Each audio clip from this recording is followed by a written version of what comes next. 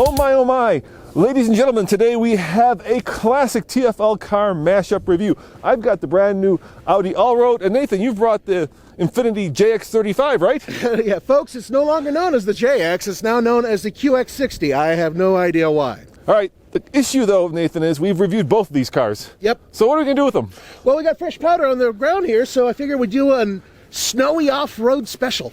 Cool, I love that. Let's see how these cars do in this freshly fallen Colorado powder, and that is coming up next On the Fast Lane Car.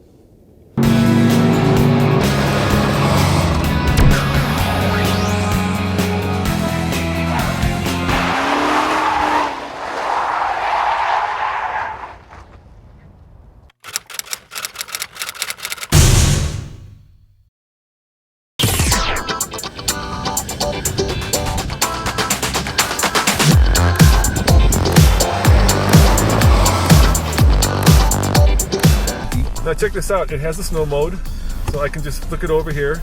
And what I love about the Quattro system, which I think is the only way to have an all-wheel drive system, is it powers all four wheels all the time. In America, the wagon is dead. Long live the new wagon. And actually the new wagon in America is the Q5. So this is kind of a relic of a bygone era here. It looks good, it's classic Audi wagon. A big jelly bean with really cool projector headlights and really cool LED accents. What else can I say? You know what this thing is. You've seen it forever.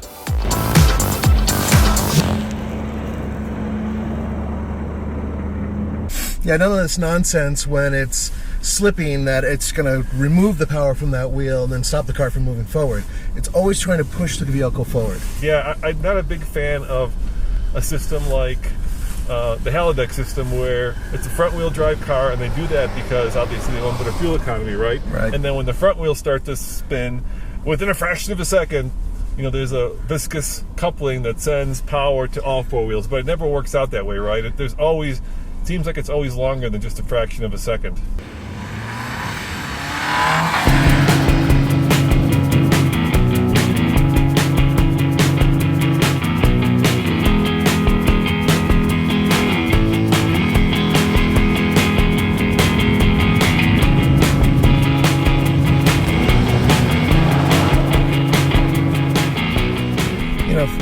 Audi does use in one of their Quattro systems the halodeck system.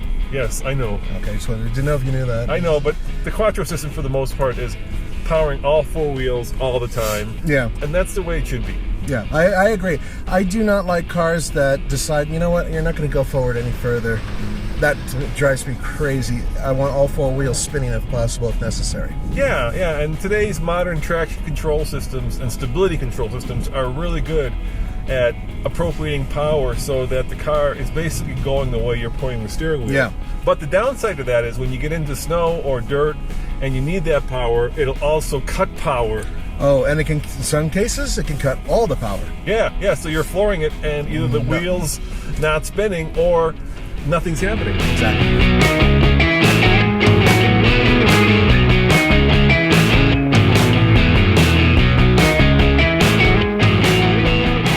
You know what's under the hood. It's a direct injected 2-liter turbo that powers a lot of Audi products. In this case, it puts out 220 horsepower and 258 pound-foot of torque.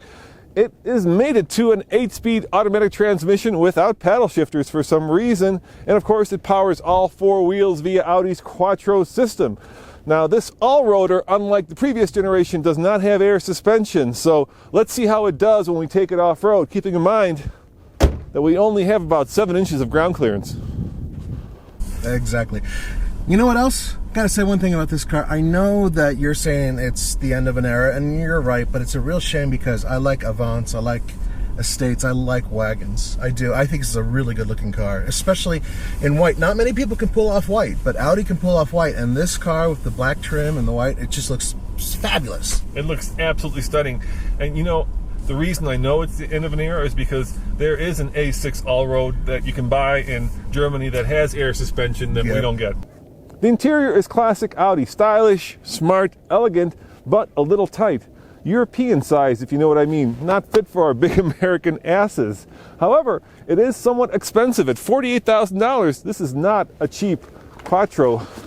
So hopefully we won't get it stuck. If we do, we brought the Raptor just in case. Yep. Hey Nathan, how many photographers does it take to shoot the Cliff of Death? At least 4. Let's give it a shot. All right, here we go. Let's see if we can get up this hill. I was going to call it the God of Death. I think that's how they say it in Russian. God. This is really steep. It doesn't look so on video, but it's really steep. All I see is sky. And we are stuck. We didn't even get to the Cliff of Death. But see, the wheels are clawing. They're not stopped. That's important to me. Yeah. Because deep... We dug quite the hole, yeah. Yeah, wow. Want to try one more time?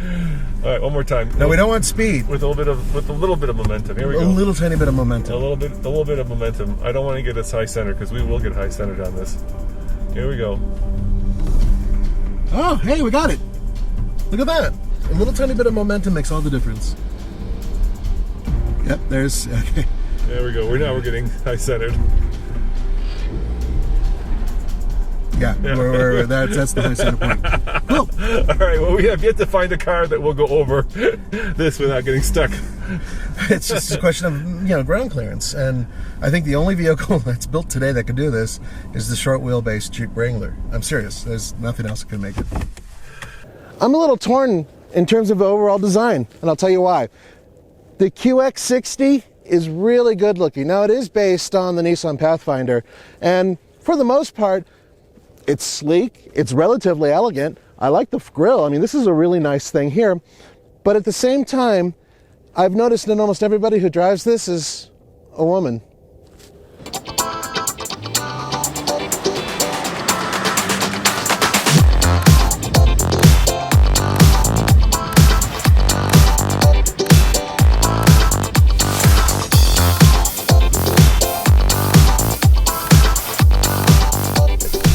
Should mention the tires, Nathan. Absolutely. You have really good Pirelli all-season mud and snow tires. You have on this one the Duelers from Bridgestone, and they're mud and snow. Both of them have performed really well in the snow. They self-clean beautifully. Even when we shut off traction control, they dig into the snow, and they really do a good job propelling us forward. So well done, both tire makers.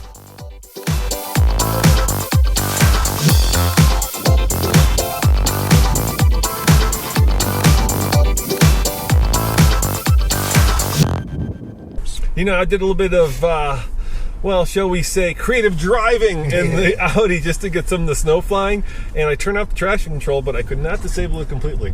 Yeah, and that makes sense. I mean, the last thing Audi wants is some idiot American to go and crash the car off the side of a hill because they thought they'd be cool and do donuts.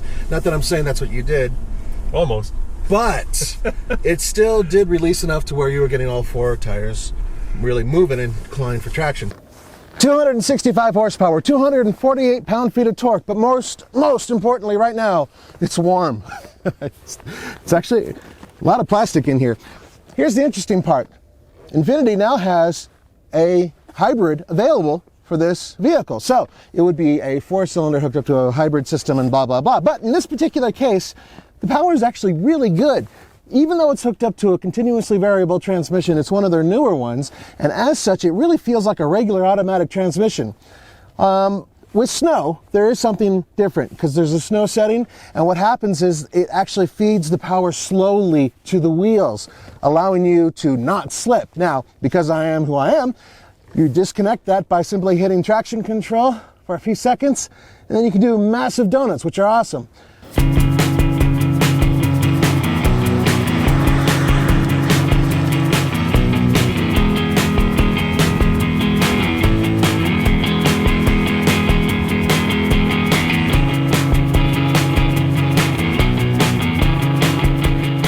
This vehicle, you can disable the traction control to the point to where you can get sideways in the snow pretty much all you want. Yes, yeah, I know. I wonder. It wouldn't be fair to the manufacturer or to our viewers if we didn't test this thing thoroughly, Nathan. Thoroughly. We're doing it for you. Just keep that in mind. Just not for us. It's work for us. Until someone, you guys are a bunch of idiots. You go sideways. Yeah. Now, This Infiniti has just a little bit less ground clearance. I think it's 6.5 inches. Yeah, and that's pretty much the front end air dam. The rest of the vehicle is actually pretty high off the ground, and everything's tucked in nicely. I've gone over some pretty deep ruts, and no problem at all. The approach angle is iffy, but the departure angle is actually pretty good. All in all, it's much better than I expected.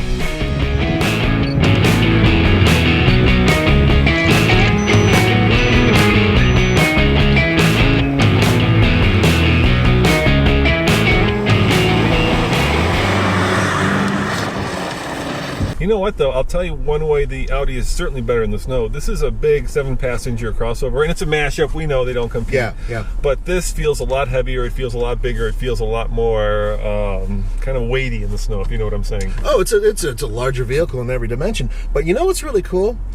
I found this to be one of the smoothest snow driving vehicles I've driven this year. It really is super, super smooth. The suspension, there's nothing special about it. It doesn't have any settings or anything like that. It just does what it does. But all in all, as we're going down these ruts, I want you to feel it. And I think you'll agree with me. It's a very, very smooth ride. Oh, yeah. Let's check it out. We don't want to run over the cameraman, though. No, don't run over the cameraman. I already scared him, almost hitting him in the Audi. Well, you were going sideways and the wheels were throwing up snow. Yeah, to be I fair. think I freaked out my son, Tommy. Yeah. But I was in full control. No doubt in my mind whatsoever, which is why I was standing on the other side of the hill. Other than futzing with the name and making some minor changes, one of the biggest changes for the 2015 Infiniti QX60 is the new interior, and it's not that new. What they've done is they've changed around some colors, and frankly, it is one of the nicest looking Infiniti interiors I've seen, and it's extremely comfortable in all 3 rows, which is awesome. Good legroom in the 2nd row. 3rd row is kind of tight, good for kids. Now, with that all being said, this vehicle starts at base price front-wheel drive at $43,800. This one, fully loaded, this is basically as loaded as it gets, is $56,000. That's a lot of money. But you know what? What you're getting is something that really doesn't exist in the Lexus fleet, and there aren't that many other vehicles that truly compete with this one. So you are getting something kind of unique, very utilitarian, and very, very comfortable. All right, Nathan, let's take on the cliff of death. But all right, let's be honest. The only way this would be a cliff of real death is if you were drunk and barefoot. Well, last night you should have seen. Oh, never mind. All right, I don't want to hear. All right, don't go there. Hold on here. Make sure Tommy's ready to go. So the first time we're going to start from a dead stop and see if we even have enough traction to get up to the top. I was impressed at how much that Audi clawed up that hill. It really was. Yeah, it dug down into the dirt. Yeah. I have a feeling this one, there'll be a little bit of slippage and then it's going to probably just stop. You think? I think so. We're running out of fresh snow, too. That's another problem. Yeah, we got a little bit over here. We got a little bit. We got our last bit. We have to wait for another snowstorm. By the way, folks, I highly recommend if you are stuck in a snowstorm like we were last night, instead of schnapps, try Fireball. It's really good. All right, I think we're good to go. Let's give it a shot. All right, here we go. Here we go. You got the thumbs up from the cameraman. That's what I was watching. This is where it starts to climb. It's a steep hill. It is steep, especially at the top. We're just looking straight up. Oh, the weight of the crossover is not paying dividends. Okay, so that was the first attempt. All right, we'll get a little bit and see of what I mean? momentum. The wheels weren't really digging into the snow like they were with the Audi. It just cuts the power. It cuts the power. Yeah. CVT. Yeah, That's what happens. We'll try again. There Now, we this go. time a little tiny bit of momentum. Yeah, a little bit of momentum. All right, here we go. But the Audi did get a little bit higher without any momentum. Oh. All I see is sky, dude. Yeah. It's like, Pretty day, huh? yeah, it's a pretty night, pretty day. Okay. We didn't quite make the breakover. No, we didn't make it. Unless we do a motocross run at it, I think this is about as high as we. I'm just kidding. I'll hit it fast. I know you will. Don't That'd hit be it awesome. fast. It'd be so awesome. Don't hit it fast. I think that's as good as it's going to get. All right, there we have it. Oh, Andre's saying we should, one more time. One more time. All right, he's saying we should try it in the previous. Give it one more shot. See if we can even get the breakover angle on this. All right, here we go. Get a little bit more speed. A little bit more. Here we go. Yes, you got it. Oh, there we go. He said stop. We're hung up. Yep. Yep. So let's back down that nice Yep. and easy. Yep. Still, you gotta admit, it's pretty good It's pretty traction. impressive. Yeah. On video you can't tell, but it's a damn steep hill, man. Obviously, these cars are good when you're in the snow, when you're in the dirt, but when the snow gets deep or the dirt gets muddy, not so good. Yeah, I mean, both manufacturers offer vehicles that are much more burly and capable off-road, but these are really good in the snow. As always, this is Roman And Nathan. saying thanks for watching, and check out TFLcar.com for more news, views, And real-world reviews. ciao.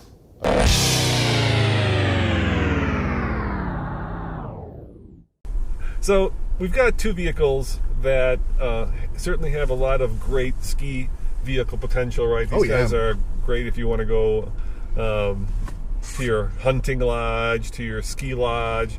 But Ski lodge, no hunter would ever own a car like this, or that. yeah, putting a dead deer in the back would be That'd be kind of trippy, isn't it? yeah. But let's face it, if we wanted to do some serious Colorado off-roading, these would not be the vehicles we choose. No, of course not, and they never were meant to be. But with that being said, this patch of dirt that we are driving on top of, which is now covered with snow, is pretty challenging for certain all-wheel drive vehicles. Yet, so far, both vehicles have proven very confident. Yeah, and lest you guys think that we're chickening out, trust us, we'll take vehicles into the proper Colorado off-road, but it's got to be the right vehicle. Yeah. You don't want to take a car with less than 7 inches of ground clearance boulder bashing. It just makes no sense, and at some point that's just silly because you're destroying a vehicle.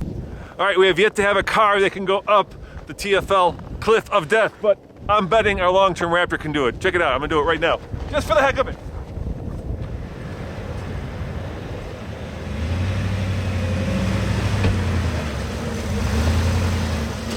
Oh, yeah, hey, Senator. Yeah.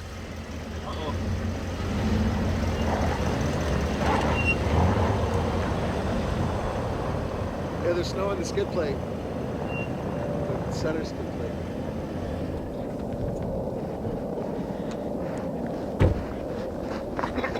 So, I went up in two-wheel drive, but once again, I high-centered it. Even that much ground clearance is not enough to get it up and over. We could try to jam it over the top, but why? Why?